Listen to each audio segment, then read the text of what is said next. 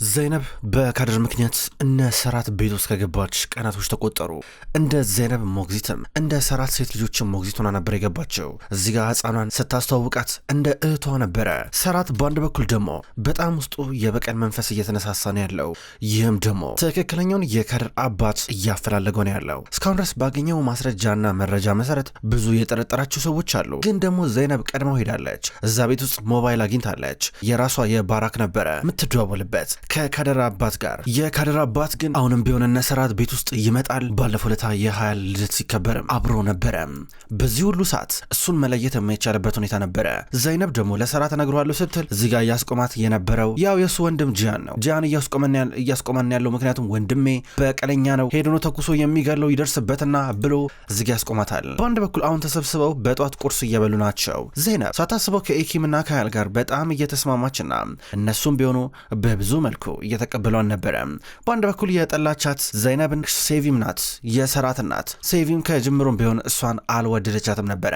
እዚህ ጋር ደግሞ የጂያን ሚስት የሆነችው አዝራ ፌክ ቦርሳ ገዝታ ያ ፌክ ቦርሳ እንዴት እንደምታስወግደው ግራ ገብቷታል። አሁን አጠገባ በኋላ ነበር ይህን ነገር ያጋለጠችባት ኤኪም ናት፣ ትክክለኛውን ቦርሳ ብራንድ ስለምታውቀው። ጥቂት ቁርሳቸውን ከበሉ በኋላ ጂያንም ቢሆን የሚስቱን እጅ እየያዘ በቃ የሆነ ምንሄድበት ቦታ አለ አዝራ ነኝት እያላ ነበር። እጇን ይዘው እየተንቀሳቀሱ ገና ትንሽ እንደራቁ ከናታቸው አዝራ አሁን እንግዲህ በቀጥታ ወደ ሱቅ አብረን እንሄዳለን፣ ከዛም በኋላ እስኪ ቦርሳሽ ፌክ ይሁን ኦሪጂናል ይሁን እንጠይቃቸዋለን እና ፋጥጣቸዋለን እያለ ነበር። በጣም እየፈራች ነው። ሁለቱም አብረው ይንቀሳቀሳሉ። በሌላ በኩል ሰራትም ቢሆን ወዲያው ሴዴፍን እያገኛን ነበረ። ሴዴፍ ናት በህይወት ውስጥ እንደተዋሸ እንደተካደ በባራክ እንደተታለለ እየነገረችው ሁሉንም ነገር አይኑን የከፈተችለት። በጧት የሚያምር ቦታ ተገናኙ። አቶ ሰራት እንኳን ደህና መጣ እያለች ወደሱ ዞር ብላ እየተቀመጠች ነበር። እሱም ተቀመጠ። እውነት ለመናገር ደውለህ እንገናኝ ስትለኝ በጣም ነበር የገረመኝ። ምልህ በህይወት ውስጥ ልክ እንደ ቦምብ ያክል ፍንዳታ ፈጥሬ ከዛም በኋላ መልሰ ታገኘኛለ ወይም ደግሞ ታየኛለ የሚል ግምት አልነበረኝም ነበረ፣ ግን ተሳስቻለሁ አለችው። ለምድሮ ትላንትና ቤት የመጣሽው አላት። የመጣሁትማ የሀይል ደስ ስለነበር ነው። እግረ መንገዴንም ደግሞ እዚህ ጋር ጥሩ ነገር መመኘት አለብኝ አይደል እንዴ?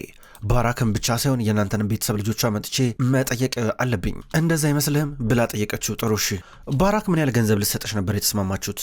ምን ያህል ገንዘብ ነበር የጠየቅሻት በማለት ጠየቃት። ባራክ ለምሮን የምትከፍለኝ ለምን እንደዛ ጠይቀኛለህ አለችው። አይ በእርግጠኝነት ገንዘብ ጠይቀሻታል፣ የሆነ ሰዓት ላይ በተከታታይ 2 ጊዜ ደውለሽላን ነበረ፣ አሰራርተሻን ነበረ እና ባራክ አንቺ የጠየቅሽውን ነገር መክፈል ሳትችል ስትቀር ነበር የሁላ ነገር ያረግሽው። እስኪ ሚስጥር ለመጠበቅ ምን ያህል ገንዘብ ነበር የጠየቅሻት እስኪ ንገሪኝ ብሎ ተመለከታት። እኔ ሲጀመር ይኸውልህ ከአንተ ምንም ነገር አልፈልግም። እሺ የዛን ሳይክ ከልጆች ጋር ሆነ በጣም ነው ያሳዘንከኝ።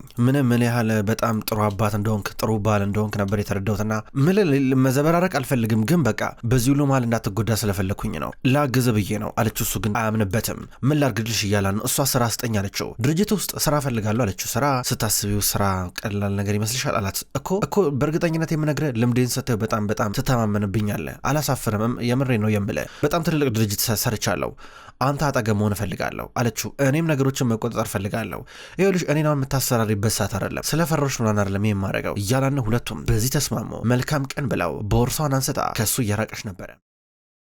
በሌላ በኩል ጂያን ሚስቱን ይዟት የሆነ ጂም መጣ። እባክህ ለዚህ እንዳታሳቅቀኝ እንዳታሳፍረኝ እባክህ ጂያኔን ነገር ይብቃተው ስትለው አዝራ የኔ ወድ የኔ ፍቅር እንዴ ለምን እንደዚህ ትፈሪያለሽ? እኔ እኮ በግል አሰልጣኝ ቀጥሬልሽ አለው። በግል አሰልጣኝ ቀጥሬልሽ ደግሞ እስካሁን ድረስ ለውጥ አላየሁብሽም እና እሱን መናገር መጠየቅ የለብኝም እንዴ? እኛ ዘመናዊ ሰዎች ነን እያላት ድንገት አሰልጣኟ መጣ። ሲመጣ ኮች ተመልከት፣ እዚህ ጋር ሆዷን አየህ፣ እዚህ ጋር ይኸውልህ መስመሩን አየው እየተሸበሸበ ነው፣ እስኪ ጂሽን ወደ ላይ እያለ እጇን አካባቢ እየጠቆመ እዚህ ጋርም እየተሰበሰበ ነው አለው። ከዛ የእሱ አሰልጣኝ ጥሩ አጫጭር ስልጣን ይኖረኛል አሰልጣናታለሁ ችግር የለም እያል ነበረ። በቃ እኔ በአንድ ሰዓት እመልሳለሁ፣ በአንድ ሰዓት ውስጥ እመጣለሁ፣ ከዛ ወደ ሱቅ አብረን እንሄዳለን፣ ያን ፌክ ቦርሳ ማን እንደሸጠልሽ ማወቅ ፈልጋለሁ ብሏት ሄደ።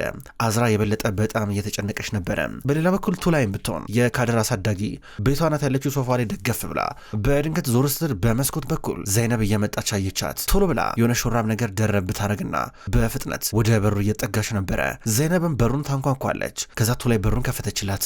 ቱላይ እንዴት ነሽ? ስለ ባራክ አዲስ አዲስ ነገር አለ እንዲ አለቻት። ኧረ የለም እስካሁን ድረስ ነይ ግቢ አለቻትና እንድትገባ ጋበዘቻት። ዘይነብ ከዝር ውስጥ እየገባች ነበረ። እና ስለ ካድር አዲስ ነገር የለም ነው የምትይኝ አለቻት። ኧረ ምንም ነገር የለም በቃ ሰዋ ከጠፋች ጊዜ ጀምሮ እኔ ማታ ማታ በሰላም አልተኛም። እንዲሁ ሳለቀስ ኤርካን ራሱ በቃ ካቅም በላይ ሆኖበታል። ምን እንደምናረግ አላቅም እያለቻት ድንገት ኤርካን ተብዮ ባሏ መጣ። ቱላይ መጥቻለሁ ስጋ ወጡ አለቀ እንዴ በእናትሽ ሽርቦኛል እያለ እየገባ ዘይነብን ሲያት ደነገጠ። ዘይነብ መተሻል እንዴ እያለ ተቀመጠ።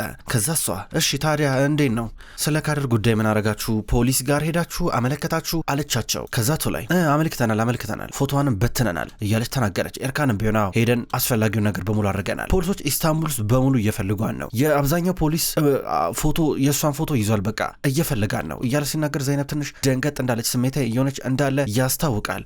በጣም የሚገርም ነው እና ምንም አዲስ ነገር የለም የሚገርም ነው ትላለች። አዎ እንደውም እኔ ማለት ነው ምን እያሰብኩ እንዳለ ታውቃላችሁ? ለምን ቴሌቪዥን አንጠራም? ቴሌቪዥን ጠርተን ለምን ኢንተርቪው አንደረግም? ምናልባት ቴሌቪዥን ላይ ፎቶዋ ከታየ በእርግጠኝነት ሰዎች የሆነ ነገር ይላሉ።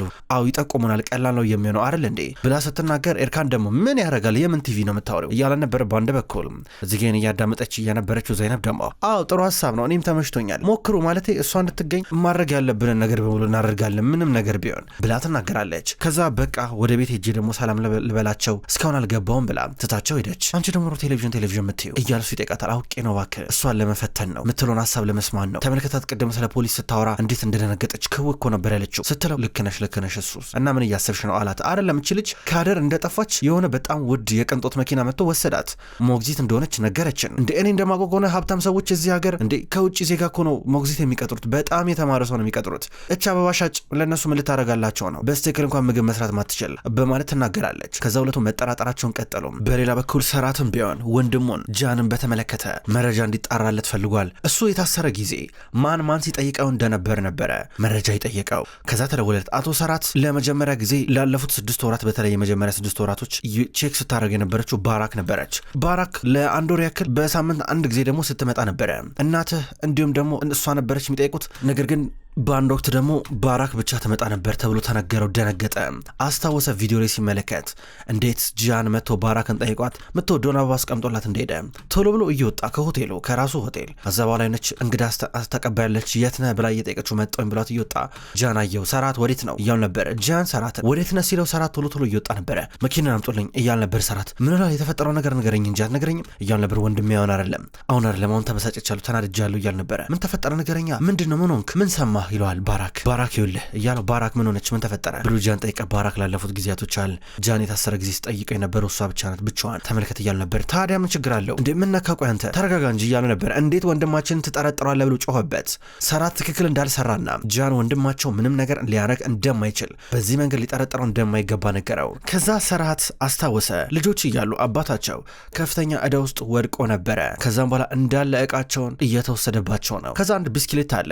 በዛን ሰዓት የሱ ታናሽ ወንድም የሆነው ሰራት የጃን ታናሽ ወንድም ነው። ምንድነው ቺን ቢስክሌታችን ሊወስዱብን ነው ሲለው አንተ እዛ ከሆነ ጠብቀኝና ያመጣታለሁ ይለዋል። ከዛ እንደምንም ብሎ ጃን ቢስክሌቱን ሰረቀና መጣው። ከዛ ቢስክሌቱ ላይ ወጥቶ ሁለቱም እየሄዱ ነበረ። ሰራት ምን አይነት ክፉ ሀሳብ ነው ያሰብኩት ብሎ በጣም ተጸጸተ።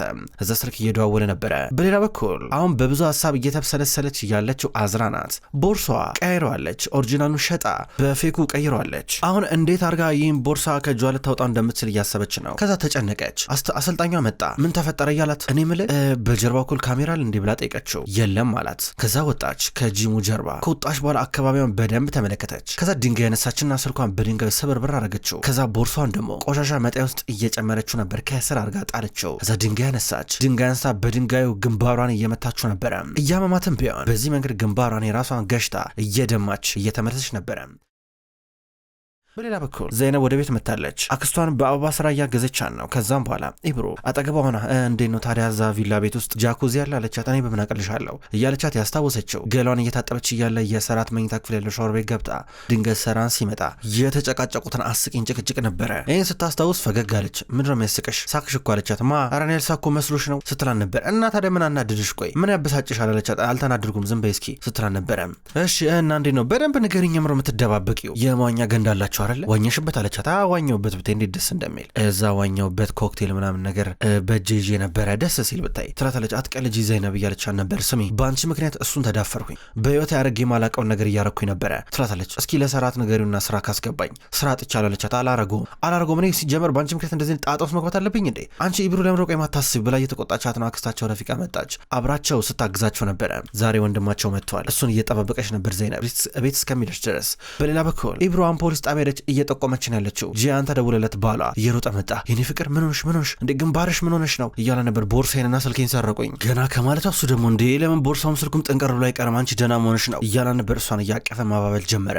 የቱ ጋ ነው ያለ ፖሊስ ይጠይቃል። መንገዱን ተናገረች። ልጁ ምን አይነት ነው ብሎ ፖሊስ ይጠይቃት። አላስታውስም ወድቄ ስነሳ ማስታውሰው ነገር የለም ብላ እዚህ ጋር እየዋሸች ነበረ። ኦፊሰር ይኸውልህ እኔ ባሏ ነኝ እሺ እንደምንም ብላችሁ ሰውየው እንድታገኙ ትፈልጋለሁ እያለ ነበረ። ከዛ ፖሊሱ ወይዘሮ አዝራ እንግዲህ የሰረቅሽን ሰው የመነተፍሽን ሰው እንደዚህ ያደረገሽን ሰው ቁመቱን መልኩን ምናምን ነገር ትንሽ እንኳን ማታስታውሽ ከሆነ እኛም ብንሆን በጣም ነው የምንቸገረው እያላን ነበረ።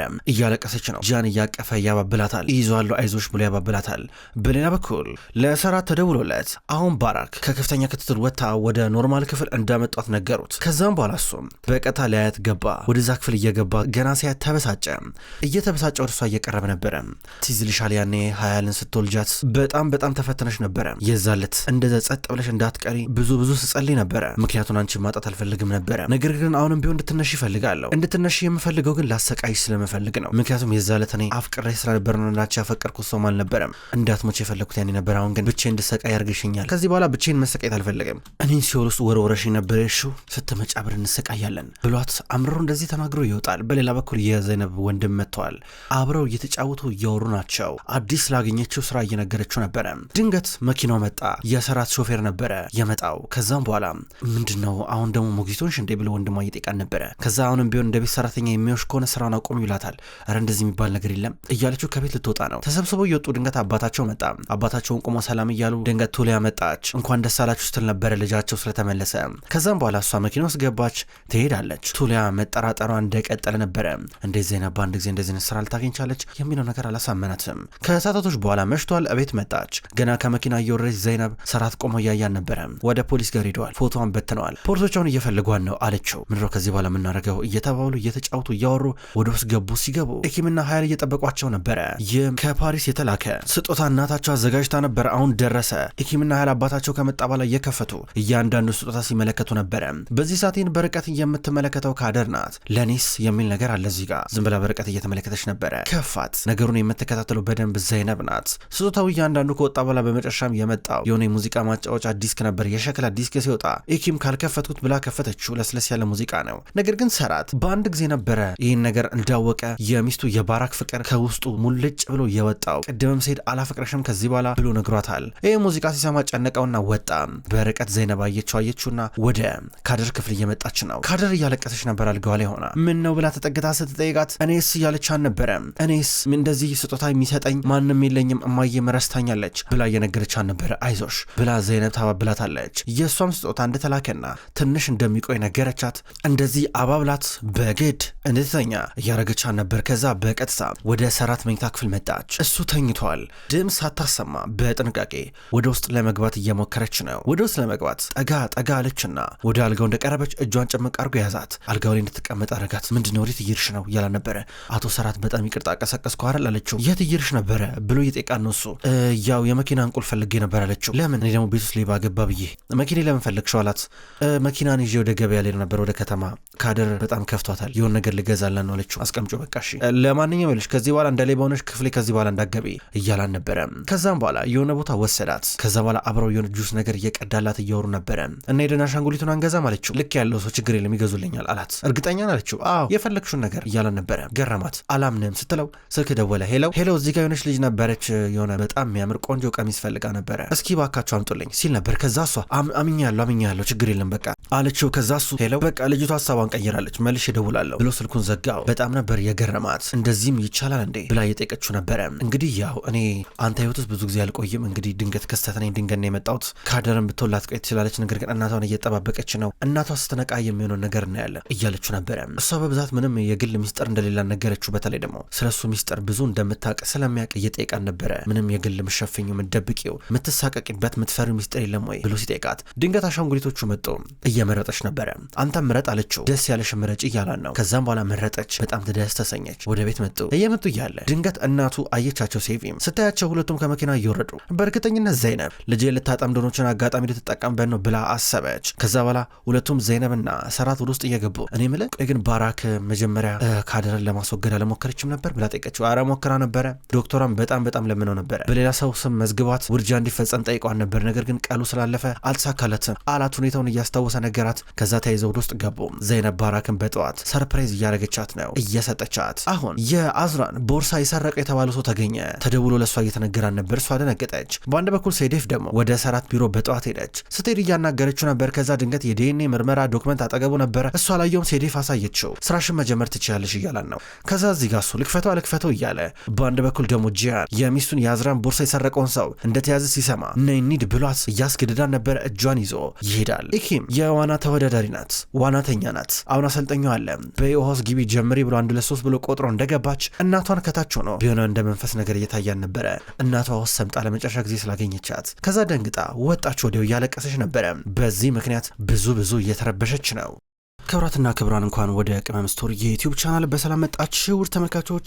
በዛሬው ዕለት ወደ እናንተ የታመሙ አበቦች የሚሰኘው ድራማ በዚህ መልኩ ወደ እናንተ አርሻለሁ። ክብራን ተመልካቾች ቅመም ስቶሪ የዩቲዩብ ቻናል ከዚህ በኋላ የታመሙ አበቦች የሚሰኘውን አስገራሚ ደስ የሚል የፍቅር የቱርክ ድራማ ወደ እናንተ ይዞ ይመጣል። ቀኑን ጠብቄ እኔ ወደ እናንተ አደርሳለሁ። ውድ ተመልካቾች በቅጠል ቲቪ የዩቲዩብ ቻናል በሌላኛው ደግሞ የዩቲዩብ ቻናላችን ዘውድ እንዲሁም ሰወረጅ የሚሰኙ አዳዲስ የቱርክ ድራማዎችን ወደ እናንተ አደርሳለሁ። አቀራረቤ የተመቻችሁ የወደዳችሁት ክብራን ተመልካቾች እዛም እየገባችሁ ሄዳችሁ እንድትመለከቱ በትህትና ጠይቃለሁ። የታመሙ አበቦች እንዲሁም ሌሎች ተከታታይ ድራማ ክፍሎች በቀጣይ ወደ እናንተ ይደርሳል። በቀጣይ በአዲስ ቪዲዮ እስከምንገናኝ ድረስ በያላችሁበት መልካም ቆይታ ይሁን።